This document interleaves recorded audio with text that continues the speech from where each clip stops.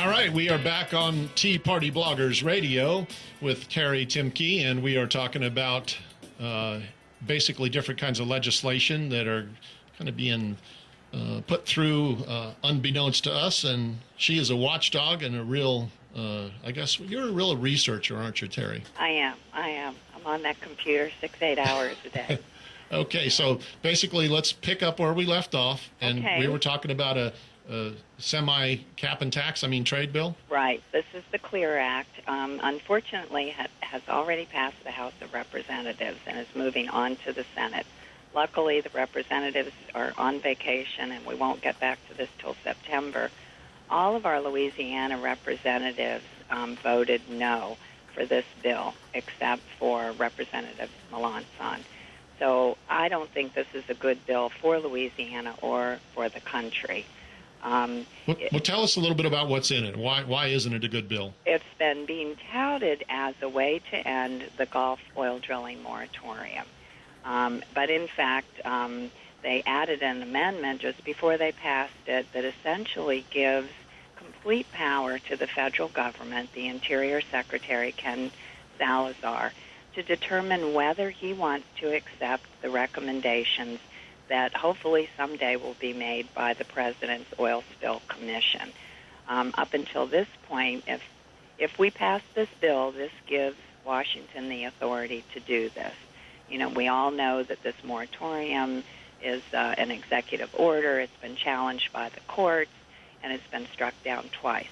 This will create a law that gives the federal government the power to do that sort of thing. It also started out with a recommendation by the House Natural Resource Committee to form a bipartisan oil commission that would study the oil spill. You know, there's been criticism of the President's Commission, which has no one related to the oil industry or anyone with any technological expertise on it. They're all just environmentalists. Imagine that. Imagine that. So the House Committee, bipartisan group, said, okay, we have no confidence in that commission. We're going to create a bipartisan commission with experts and environmentalists on it. Nancy Pelosi killed that amendment. That's no longer in it. Well, maybe we can change that in November. I hope so. So, essentially this bill is being touted as a fix-it bill, and we don't know even what's wrong to fix. What it does do is create a carbon tax, as in the cap and trade bill that they've been trying to get through, that auctions the rights to use power sources. So, and this is for onshore power sources, offshore, it's not just related to the oil spill. And I actually found it also applies to green energy, like wind and solar energy. They can tax that also. This will increase taxes by $22 billion with a B dollars in the next 10 years, and then after that it goes up to $3 billion a year, or $36 billion in 10 years. So what this is going to mean to us as citizens in the United States is it's going to increase the cost of energy naturally. It's also going to increase the cost of anything that's made with petroleum products. You know, your tires on your car, the price is going to go up. Your laundry detergent price is going to go up. Your makeup price is going to go up. Oh, my God, that ought to get the women united right now. Get angry, women. Get angry. If your makeup prices are going up, you're right. in deep doo-doo. Listen, Terri, we've got a caller, so okay. You don't mind if we take a question? No, go ahead. All right, Matthew and Metairie, what's your question? Well, actually, there's a comment. Okay. November is going to be too late for this moratorium to be lifted. Fact of the matter is these companies cannot hold on to much past Labor Day. I agree. I agree. But this is just going to make it worse. If this bill gets passed, it essentially gives the federal government the power to continue it indefinitely, according to what Ken Salazar and the Interior Department wants to do. So. Yeah, well, he's got his boot on all of our throats. Yes, he certainly does. I want to let everybody know, too, that I went up to the oil drilling moratorium rally up in Lafayette on the 21st of July. Rally. What's that? What rally? There was no rally. There was a rally. I was at it. 20,000 people. Yeah. There was no rally according to the news, including Fox News. Okay, well, you can go watch the no rally on my TeaPartyBloggers.com website under the media link. I videotaped. I know I'm being sarcastic. I know. I'm telling everyone else. But my point is that you can actually go there if you couldn't make it, and you can watch every speech that was given under the media link, and you can see saw the. John Hofstadter. He was on fire. Yeah, there were a couple of people on fire. So it was good. I enjoyed. Did you go? No, I could not go. I had to, we're shutting down our plant down here in Harahan, and because of the oil spill, the drilling. Yes, sir. I'm a petroleum engineer. And so you're losing your job because we are not drilling anymore.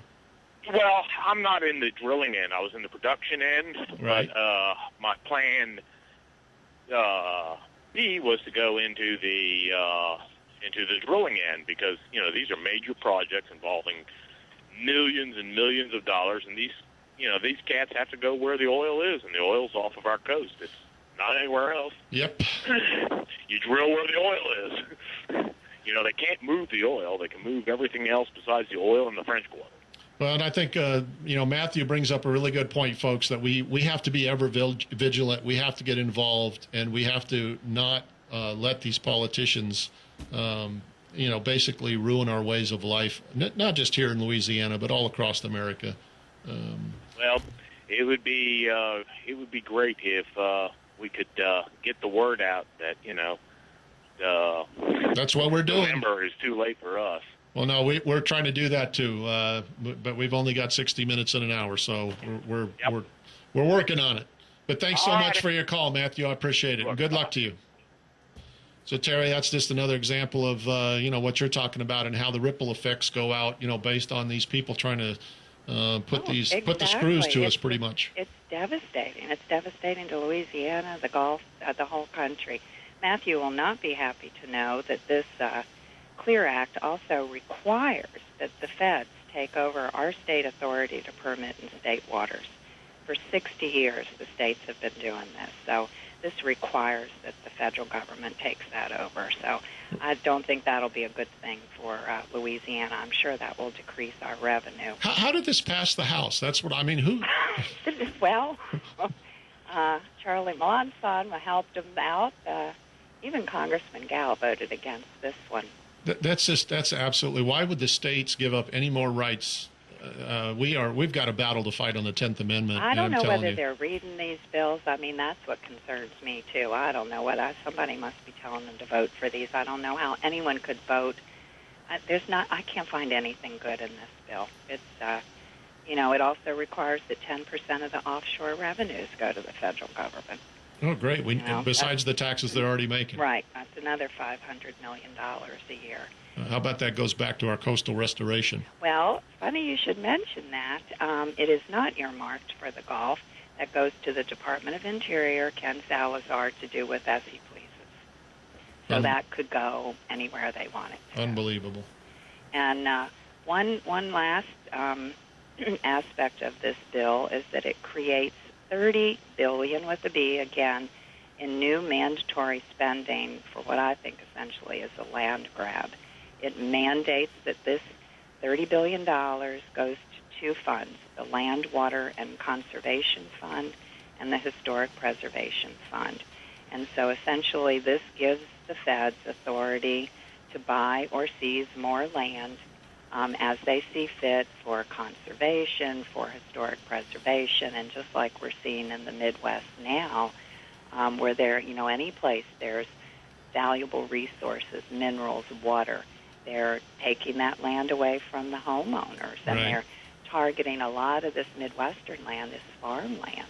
And what are we going to do without farms and food? The prices will go up and the availability. We don't want to find out. But no. I'll tell you what, we're going to come back in just a few minutes right after these commercial breaks, and we're going to talk more with Terry about some of the other things she's been snooping around and letting us know about. 556-9696. We'll be right back.